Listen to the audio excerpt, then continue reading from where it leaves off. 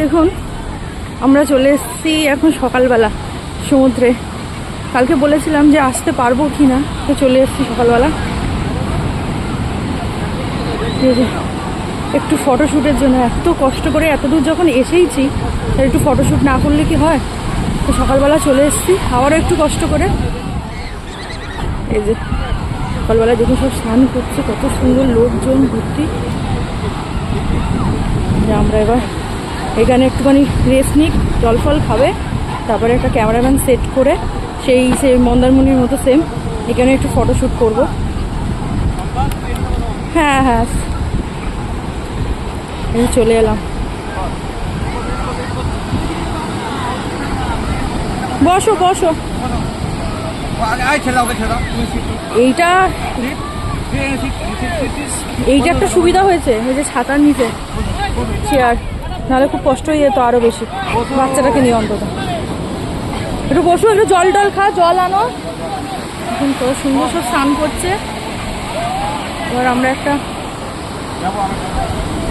একটুখানি নামাবে ওদেরকে, যখন একটুখানি পা ভেজাবে।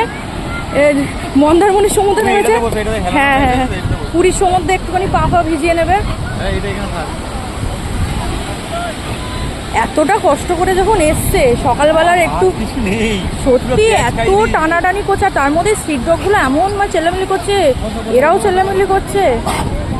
যাই হোক এতটা কষ্ট করে যখন এসছে, তো এই সকালবেলাটা না আসলে কি হয়। আমরা ভেবেছিলাম আসবো না, কালকে ওর জন্য আসেনি, আগের দিন সকালবেলা বিকেলে এসেছিলাম। বললাম না, কষ্ট করে হলেও যাই, একদিনই তো একটু যাবো, কষ্ট করবো, ব্যাস আর কি। আবার কবে আসতে পারবো, নিয়ে আসতে পারবো কি না আদৌ, তো তার জন্য আরও আনা। দেখি সকালের পুরীর সমুদ্রের চারিপাশের ইয়েগুলো খুব সুন্দর, সবাই স্নান করছে, করছে। ছোট কেমন লাগছে পা? আরে বাবালে বাবালে, খুব আনন্দ পাচ্ছে শুটু। আমা আনন্দ হচ্ছে? আরে বাবা রে, সুইটুরও আনন্দ হচ্ছে। ওদের আনন্দটা দেখলেই সবসময় আমাদেরও খুবই ভালো লাগে, সত্যি কথা বলতে।